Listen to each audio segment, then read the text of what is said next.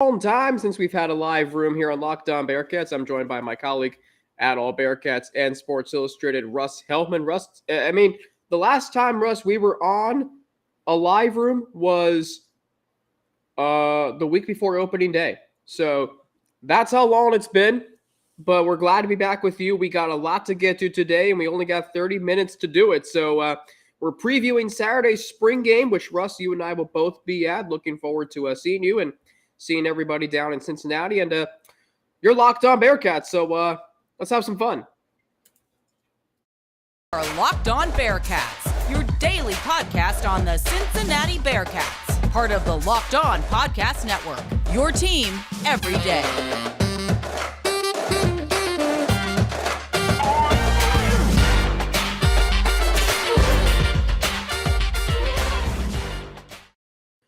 Welcome on in to this week's live room, Locked On Bearcats. I'm Alex Frank, your host each and every day, part of the Locked On Podcast Network, your team every day. Russ Heltman is my colleague at All Bearcats and Sports Illustrated. He is, of course, joining me as he does, well, we used to do every week, but it's been a while since we've had a live room with our crazy schedules, but we're back here with you today and looking forward to getting rolling here in this week's live room. Russ, we got a very important game on Saturday, and it's not going to be moved. It's not going to be moved indoors like it was last year. How about that?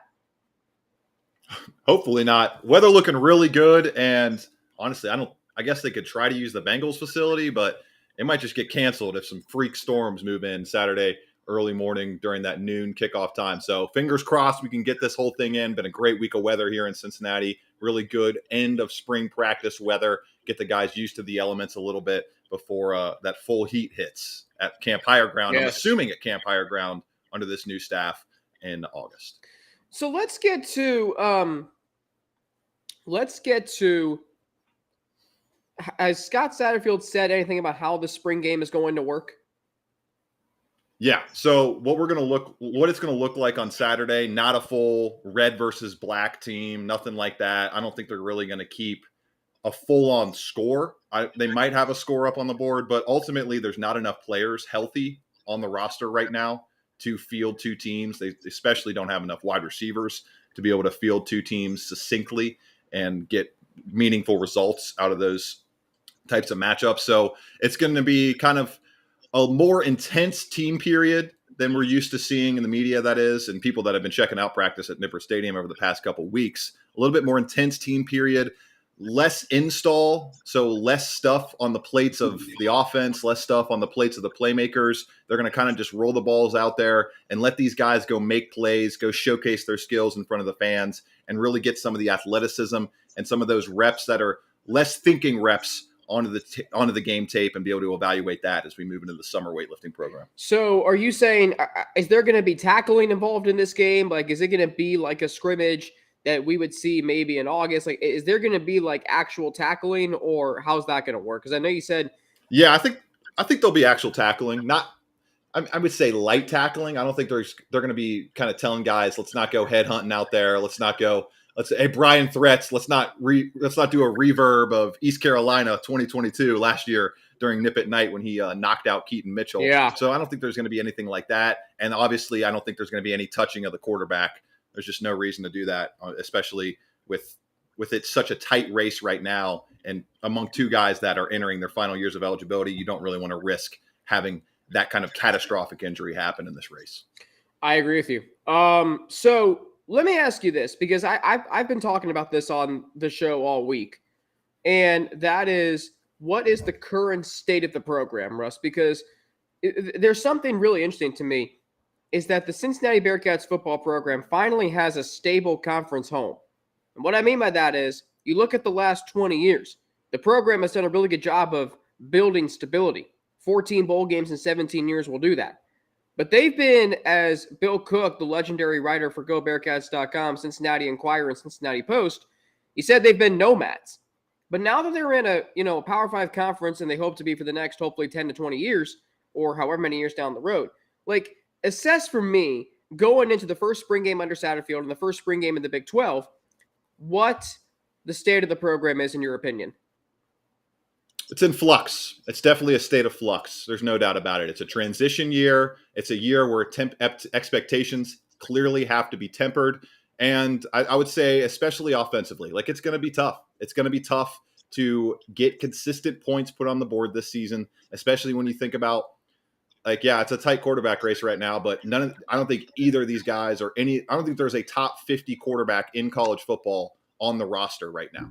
Maybe there's a top 50, but there surely isn't a top 30 quarterback in college football on the roster right now. And given the fact that you probably don't have a top 50 wide receiver in college football on the roster either, it's going to be difficult to throw the ball this season, even if they get Shane Hooks from Jackson State to come over and be one of these transfer additions at wide receiver, or you get somebody else, like the Kansas receiver that went in the portal yesterday. Even if you add one or two guys and really shore up that room with veteran talent, at this point in the game, the best players are off the board. And so essentially it's a year of transition for the Bearcats. It's a year of flux, and it's a year where you try to establish the culture of Scott Satterfield. And I think they're doing that so far through spring practice. It's been a pretty happy environment so far. It's been a good chemistry environment. All the interviews, players I've talked to seemingly love the staff.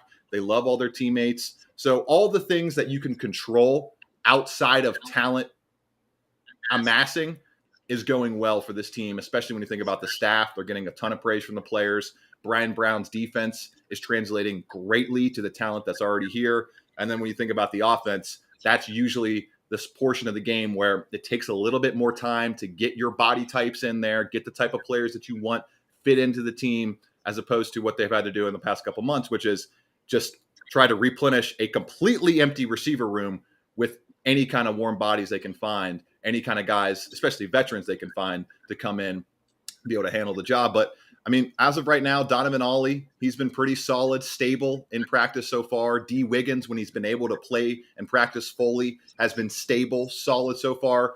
But that's the thing, stable, solid. There's no Alec Pierce. There's no big name threat. There's no Marty Gilliard on this team that's going to really unlock the passing attack in terms of wide receiver. And so I think a year of flux, especially offensively, is where this program is at. And maybe the defense could be enough to keep them hovering around 500 in 2023.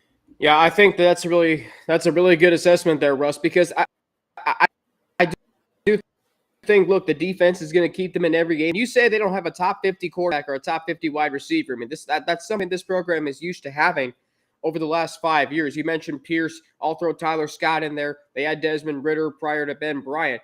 Now, that's not to say that who's on the roster right now can't emerge as someone like that, of that caliber, but going into the season, it's going to be a challenge. Now, let me ask you this. I know we're up against it before this first live read here, but do you be better this year than it was last year?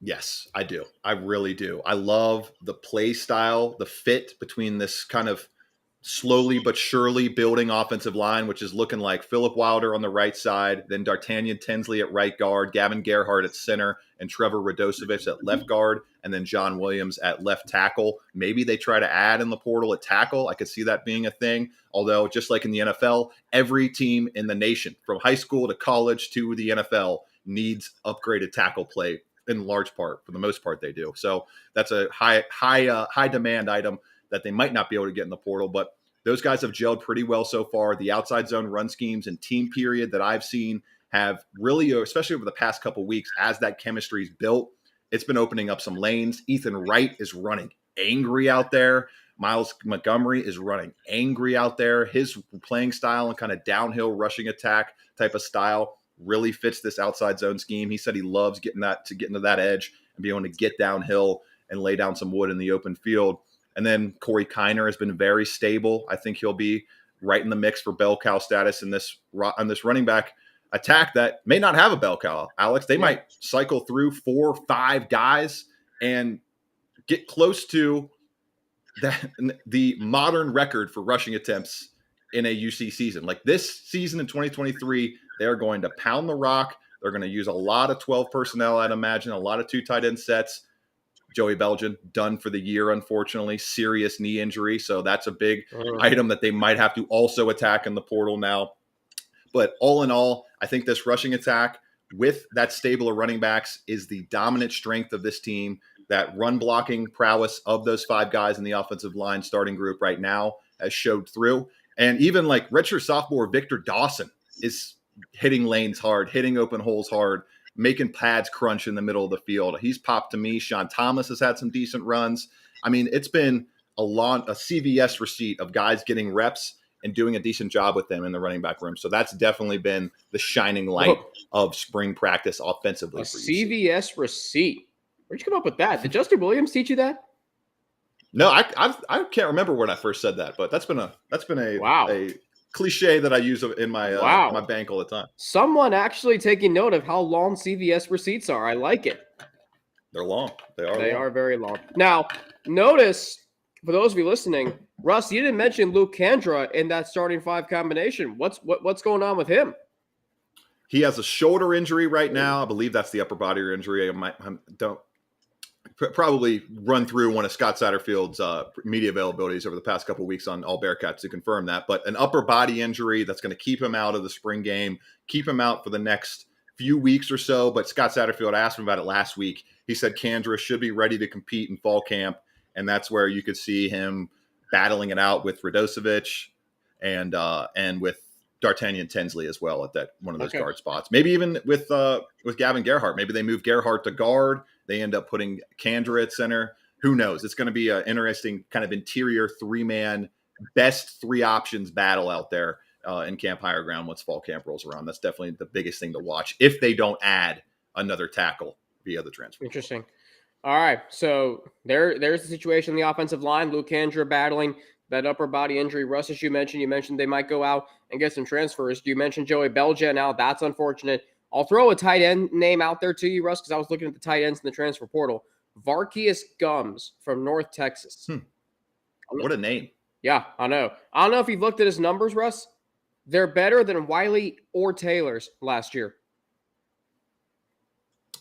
Get him a call. Get him a contact right there. I know they did contact, who was it? Anthony Wilson from Georgia Southern recently, safety, defensive back. And that's a spot that I know that they're trying to kind of beef up the depth a little bit there. And obviously receiver is going to be a big option. Tight end wise, though, in terms of the state of the room, obviously Joey Belgian's serious knee injury. I believe it is season ending, if not completely wiping out his entire spring, the rest of the spring, obviously, and deep into summer. So it's a major injury for Joey Belgian. And Coach Satterfield said he would give a full confirmation on his status once we got past the spring game. But I think it was Justin Williams I saw in his state of the roster, kind of looking at the depth chart piece he wrote on the Athletic, said it was season ending. So nevertheless, a very serious injury for Joey Belgian, who was going to be, I would say, the number 1 option at tight end this year. And now, Alex, it's all Shimon Mater. It's CM season in Clifton. The dude looks very, very good. If I will say there's one positive, glaring aspect of the passing attack, Shimon Mater is separating. I think he's separating the best of any of the pass catchers in my eyes. Wow. And I think he could have a huge season, finally live up to that number 1 highest rated recruit in his class status from a couple years back. Shimon Mater has impressed me, to say the least, after battling through injury to start camp, having to work with the receivers a little bit to avoid that physical contact. He's embraced it wholeheartedly over the past week, 10 days, as he has gotten rid of that yellow jersey and moved back into the tight end room as, in my eyes, the number 1A, 1B tight end alongside Peyton Singletary, who, if they don't add another tight end, I would imagine will get the majority of the Leonard Taylor to Josh Wiley, Shimon Mater snaps that we saw split last year. Let's just hope that that Shimon Mater actually gets incorporated into the game plan, as a huge criticism of the Bearcats offense last year was the lack of usage of Josh Wiley and Leonard Taylor. I am way late for this live read, and for me to tell you that this episode of Locked On Bearcats coming up, by the way, in segment 2. Russ, I want to hear from you. Your best case and worst case outcomes from Saturday's spring game. So, and of course, we'll get to the latest surrounding the quarterback battle that may be closer than you thought it was going to be. But we'll hear from Russ on that after I explain to you how this episode of Locked On Bearcats is brought to you by Built Bar. Looking for a delicious snack but don't want all of the sugar and calories? Then you need the best tasting protein bar ever built. You got to try this.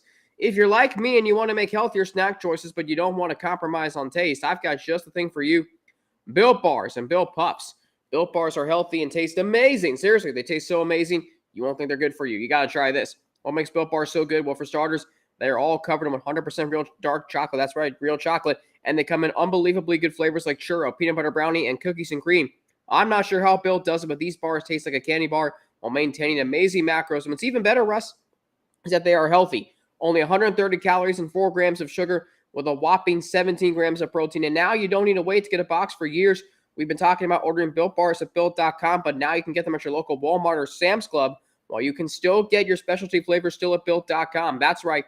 Head to your nearest Walmart today, walk to the pharmacy section, and grab yourself a box of Built Bars. You can pick up a 4-bar box of cookies and cream bar, double chocolate bar, or coconut puff. If you're close to Sam's Club, run in and grab a 13-bar box with our hit flavors, brownie batter puff and churro puff. You can thank me later.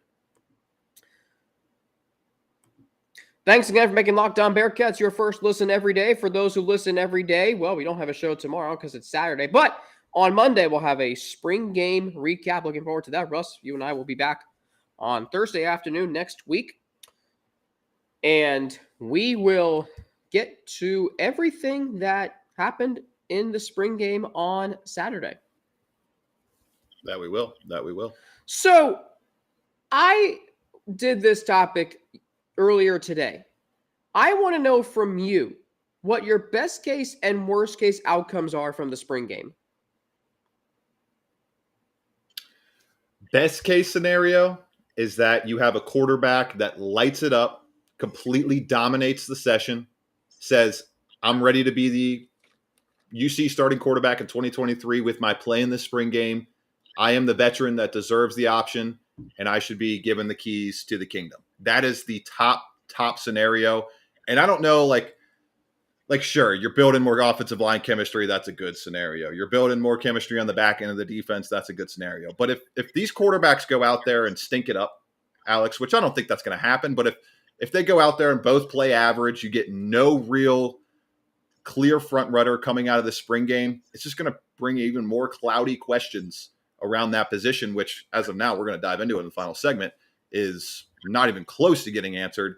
And then the worst case scenario is it's kind of similar. It's the opposite of what I just said. You have terrible quarterback play. The offense can't move the football at all. You can't even really run the ball because Brian Brown's defense is keying in on that, bringing guys up closer to the line of scrimmage because they know these kind of slower, less able to create separation wide receivers are out there on the field and not getting anything done. And then you have a morass. You get less than 2 touchdowns scored total by the offense, something like that, in terms of real true drives.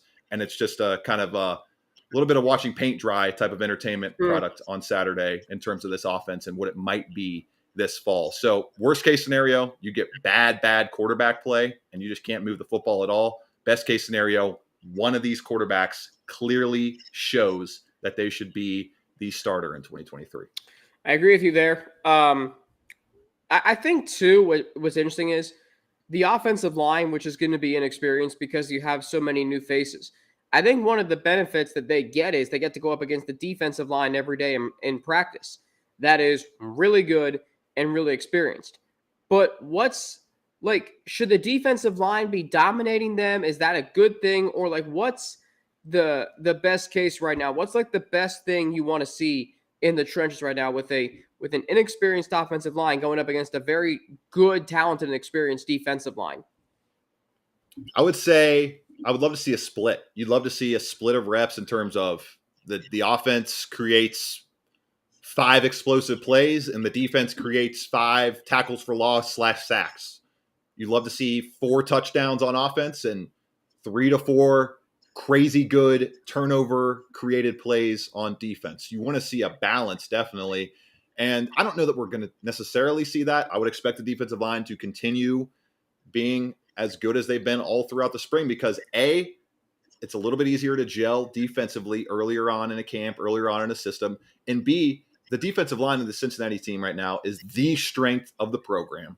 And I would argue it's one of the best defensive lines in the entire conference. So when you put that up against an offensive line that is completely just pieced together in the last month and a half, I would not expect we get a split. I would expect to see the defensive line perform very well and kind of probably dominate the game. But what you can't have happen is the defensive line dominates so much that you don't get any answers at this quarterback position, that you can't even operate an offense because at times you're getting such poor pass protection, which there were some reps like that throughout spring over the past couple of weeks, especially early on, where obviously the quarterback's not getting actually sacked, but I'm writing down in my notes app, Bryant drops back to pass, 4-5 seconds, coverage sack, something like that. Or Daniel Greshik gets to Bryant quickly, something like that. Or Daniel Greshik gets to Jones quickly.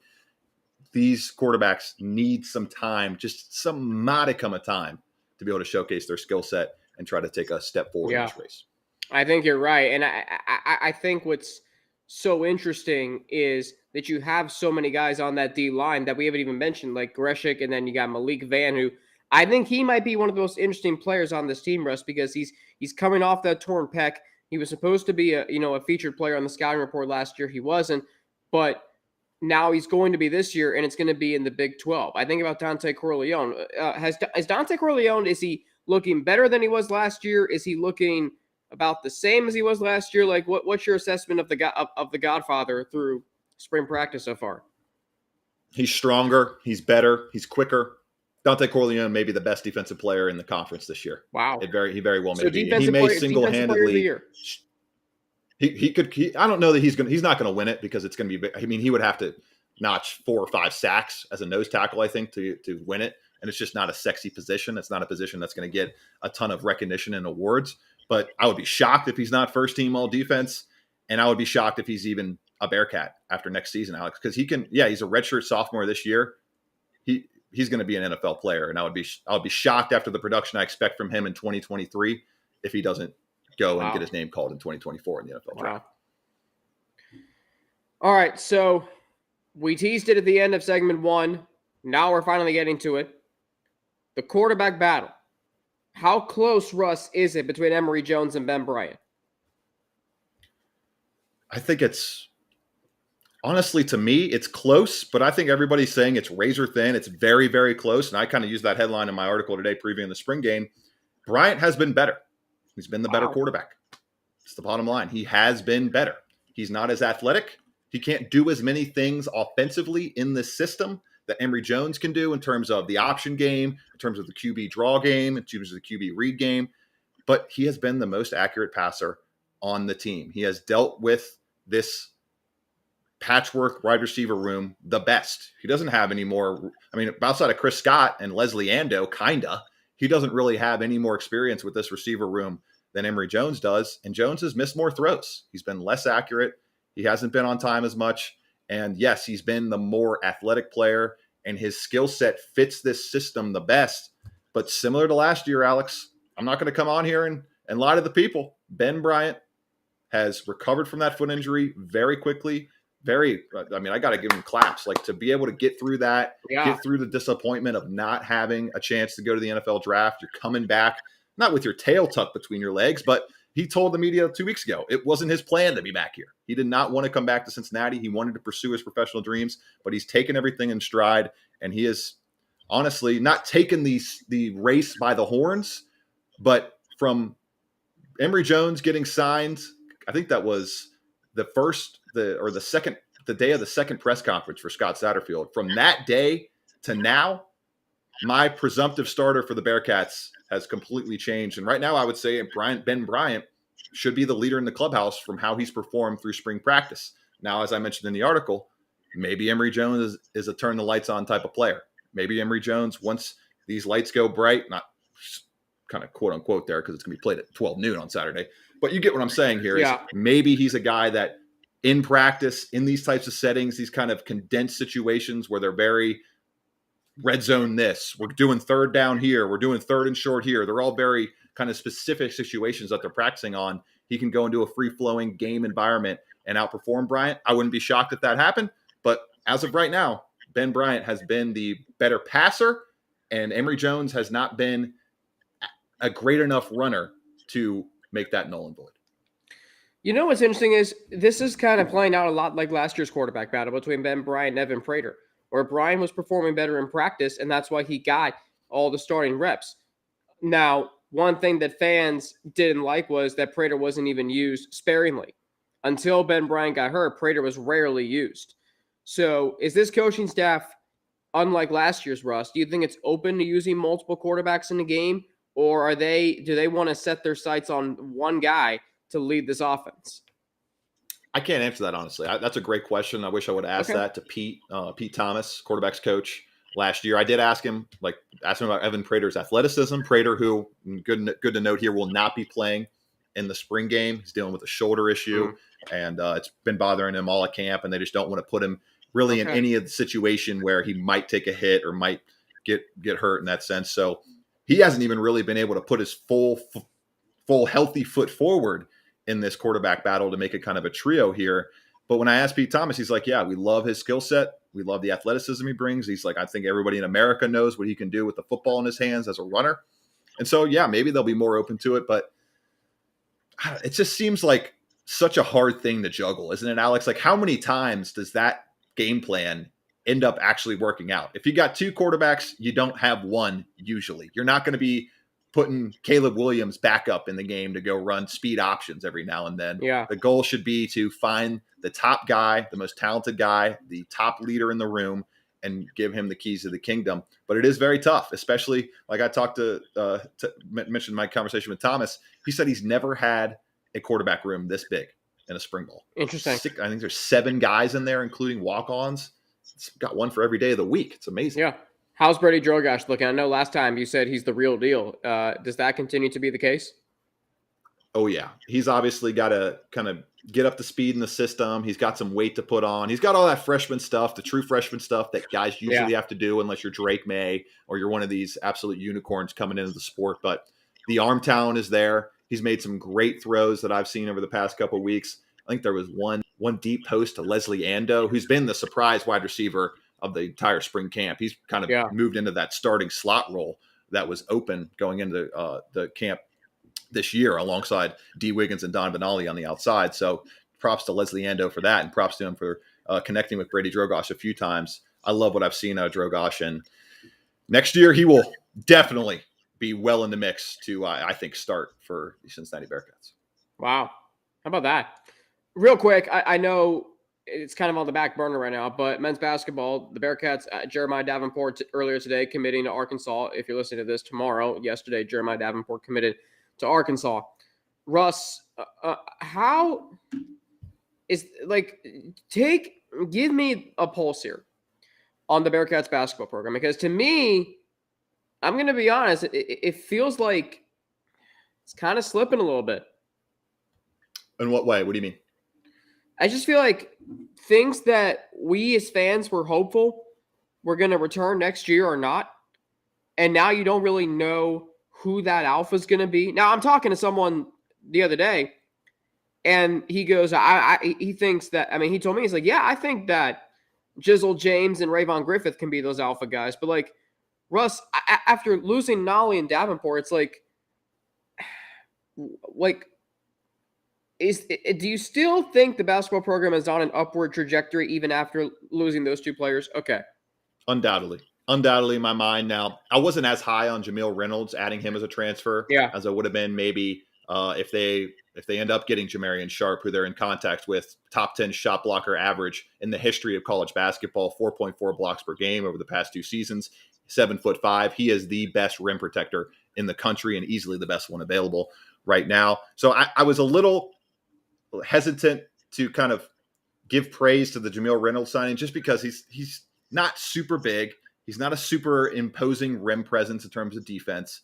He's not going to blow you away with his skills on the other end offensively. But what I think he does do is he gives you requisite size alongside Victor Locken, and he allows you to continue that jump shot development with Victor Locken. This is the big key for the Bearcats front court, and it's how they will have the top tier of success that they can possibly have in the Big 12 in year one, is if Victor Locken can become a threat to shoot a jumper, a threat from 20 to 26 feet.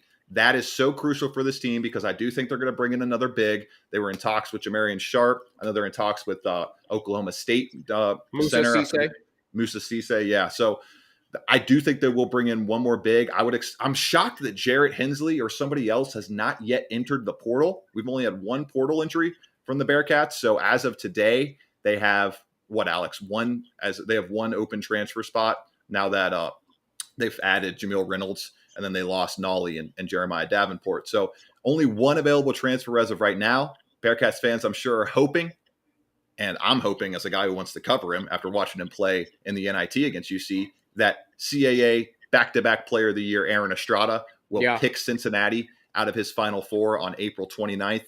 And Alex, I think that's a big date. You and I can kind of, once May comes and we hit that first week of May, that's where I think we can really start to take a true kind of outlook view of this offseason going into 2023-24. Because if they land Aaron Estrada, they get one more big, or maybe they don't get another big. Maybe Jared Hensley doesn't end up entering the portal and they end up rolling with this roster. Even if they don't add anyone else, they just add Reynolds and Estrada, along with Davian Thomas, Jizzle James, Rayvon Griffith, Micah Adams-Woods, another year of development, Victor Locken, another year of development, Odio Guama, another year of development.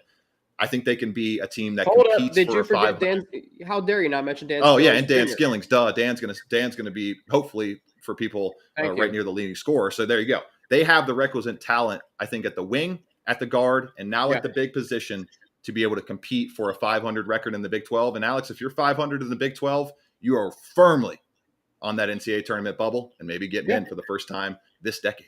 No question about it. I mean, you look at what Texas Tech was 5-13 in the Big 12, and they were still playing meaningful basketball in the month of March. Yeah. So, I mean, you only got to win 5 games in the conference. Can you scrounge out 5 wins? I mean, the hope is you can.